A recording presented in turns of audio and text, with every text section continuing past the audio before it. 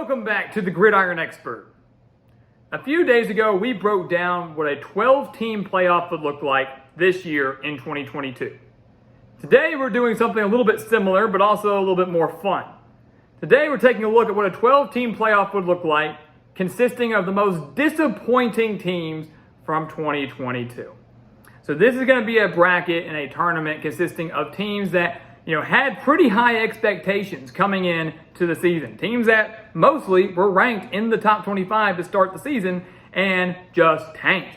Did not even come close to living up those expectations.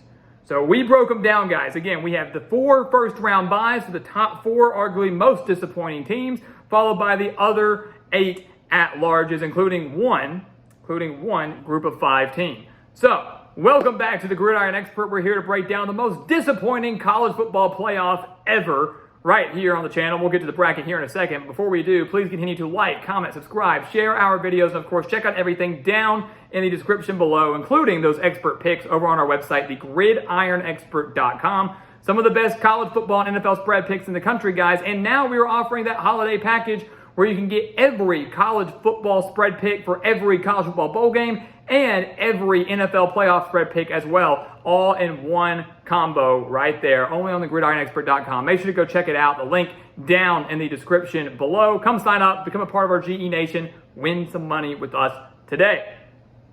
All right. Are you ready to see the bracket? We made this on our own. It's based off of records. It's based off of expectations. It's based on how the teams fared over the course of the season. So let's get to it. The most disappointing college football playoff bracket, it looks like this. Whew! Man, could you imagine? Man, it's unfortunate to see some of these teams on here, isn't it? We take a look at the top 4 seeds. We have Texas A&M as your number 1 seed. I don't think that should be a surprise for too many people.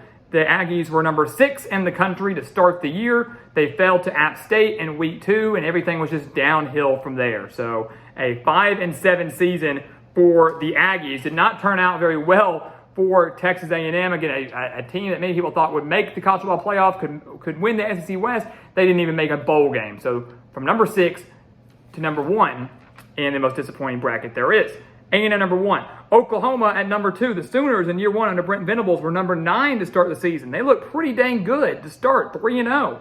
Then they got manhandled by TCU and Kansas State. Oklahoma finishes the year at 6-6. Yes, they are playing Florida State in their bowl game, but in a year where many thought they could bounce back, win the Big 12, maybe flirt with the playoff in year 1 under Venables, 6-6 was very disappointing.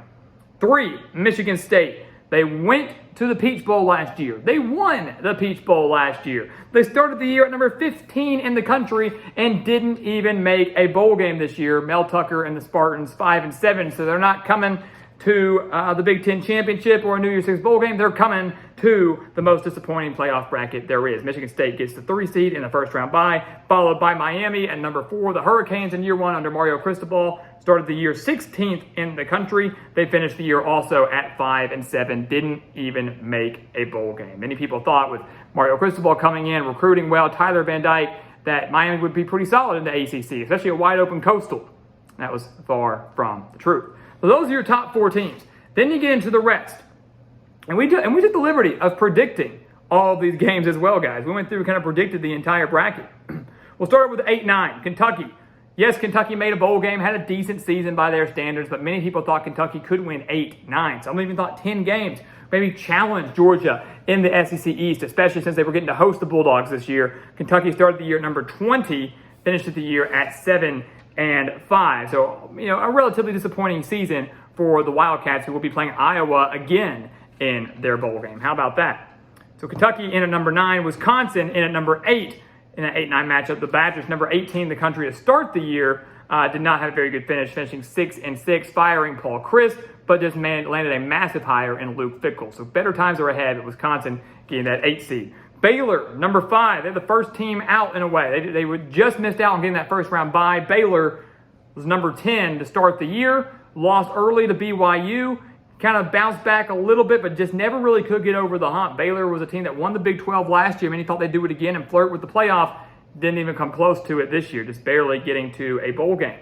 Nebraska, we have in there at number 12. They were not ranked to start the preseason by any means, but Nebraska, in another year under Scott Frost, bringing in Mark Whipple as offensive coordinator, bringing in Casey Thompson. Many thought Nebraska would at least get to a bowl game this year, which they thought would be exciting. And instead, the Cornhuskers faltered once again, did not even come close to a bowl game. They just landed a massive hire, though, in Matt Rule, but they get the 12th seed barely. Arkansas comes in at number 7 on the other side of the bracket. The Razorbacks started the year off at number 19, rose as high as number 10 in the country, and then tanked, per usual. The Razorbacks fell to Texas A&M. They got crushed by Alabama. They got crushed by Mississippi State. They found a way to lose to Liberty. They got beat by Missouri. It was just a very, very bad year for an Arkansas team that won 9 games last year, had a lot of expectations to maybe win 9 games again. Instead, the Razorbacks barely made a bowl game. 6-6, they take on Kansas and the Liberty Bowl. Wake Forest will be their matchup. The Demon Deacons won the ACC Atlantic last year, returned Sam Hartman, had a lot of experience, started the year off at number 22. People said, hey, Wake Forest could be a playoff sleeper this year. They got to host Clemson. Watch out for Dave Clawson. And instead, Wake Forest ended up at 7-5. So I would say it's a pretty disappointing year, all things considered, for the Demon Deacons. And then finally, Oklahoma State started the year off at number 12, was in the top 10 a little bit later in the year, and then just kind of fell apart. That TCU loss is really what did Oklahoma State in. They never really fully recovered from blowing that 17-point lead. So the Cowboys were number 12 to start. They get the 6th seed here, finishing the year at 7-5. Houston is your group of 5 representative, a Houston team that won 12 games in 2021. Many people thought could challenge for the American Championship this last year, and they just never were involved, man.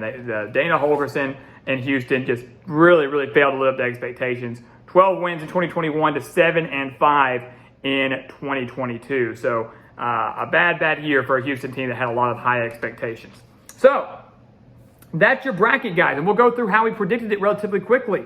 Those are the teams that made it. Of course, let us know who you thought shouldn't be in this disappointment or who you like should be. Who else should be in there that we didn't list. We can only do 12 teams, but I think these fit the mold pretty well. But we have Texas A&M and Kentucky in round 1 in that semifinal. Kentucky beats Wisconsin solely because of Kentucky's offensive edge, I believe. Yes, it would be at Camp Randall, but I think Kentucky has enough to get the job done there.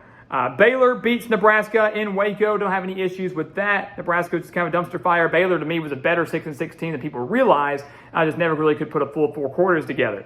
Over on the other end, Arkansas in Fayetteville is able to take down Wake Forest. Yes, the Razorbacks struggle against Wake Forest in their passing game, but Wake Forest struggles to stop Arkansas in the ground game. I think Arkansas gets the job done at home. Oklahoma State's able to get past Houston, who really just didn't seem to want to play at all this year. So Oklahoma State does get the win there. Back on the other side, Kentucky does beat Texas A&M at a neutral site. The Aggies were garbage this year, and like Wisconsin, really just didn't have much of an offense. So Kentucky finds a way offensively through Will Levis and Chris Rodriguez to beat Texas A&M. Again, at a neutral site, Kentucky is into the semifinals along with Baylor, who we do believe would beat Miami, who, again, was just offensively was very inconsistent and defensively was just horrible. We believe Baylor, who knew how to put up points, who was very, very balanced, would wear down Miami in the end. So Baylor, we think, would get past the Hurricanes, again, at a neutral site and play Kentucky in that semifinal game. Oklahoma and Arkansas, a little bit minor rivalry there, future SEC showdown. Arkansas struggles in this game again. They're able to survive Sam Hartman in their passing attack. They can't stop Dylan Gabriel and the Sooners' passing attack. At a neutral site, Oklahoma's offense, to me, is too much to wear down an Arkansas defense. And Arkansas's offense is just wildly inconsistent. Some days they look great, like they did against Ole Miss. Some days they look horrible, like they did against Liberty and Missouri. So Arkansas falls to Oklahoma. And Oklahoma State, with the veteran leadership of Spencer Sanders, is able to get past Michigan State, again, at a neutral site. So 3 of your final 4 teams, based on our predictions, would be from the Big 12. So I guess you could classify the Big 12 as the most disappointing conference in college football this year. Number 9, Kentucky versus number 5, Baylor. Number 2, Oklahoma versus number 6, Oklahoma State. We think Baylor would get past Kentucky. We do believe that Oklahoma beats Oklahoma State. The Sooners crushed the Cowboys in Bedlam a few weeks ago, crushed them in that game. Now they play on a neutral site. I think they can get it done once again, which sets up Baylor versus Oklahoma for the most disappointing playoff championship. And Baylor did beat Oklahoma in the regular season. They did beat them in the regular season. That was at Oklahoma. I think at a neutral site, Baylor has the capability to do it again. So Baylor is our champion. The 5 seed wins it all. Now, we're not saying Baylor was the most disappointing team in the country. Just because they win this bracket doesn't mean they're the most disappointing team in the country by any means. We're just saying that it's almost like the NIT here. It's how I like it. It's almost like the NIT, and Baylor would win that as the 5 seed, taking down the 12, the 4, the 9, and then the 2. Just a little bit of fun, guys. Just poking a little fun at these teams. Obviously, looking at the teams that had lofty expectations but fell short. What would a 12-team playoff look like with them based on the expectations? This is what we came up with. So leave your comments below. Let us know what you think. Who should be in? Who should be out? Would Baylor ultimately win this bracket? Would someone else win it? Let us know down in the comments below. And let's get ready for the real bowl season, guys. Many of these teams failed to live up to their expectations, but many of them will be playing in bowl games, and we will have predictions on those bowl games over the course of these next few weeks. Again, predictions start on Monday right here at the channel. So make sure to stay tuned for that. Make sure to check out our spread picks for all these bowl games down in the description below over on the gridironexpert.com. Go sign up for those today so you don't miss out on any picks for the bowl season, any picks for the NFL playoff season. We want you to sign up, join our team today, make some money with us right here at the Gridiron Expert. Again, the link down in the description below. And once again, guys, as always, thank you so much for watching, and we'll see you next time right here on the Gridiron Expert.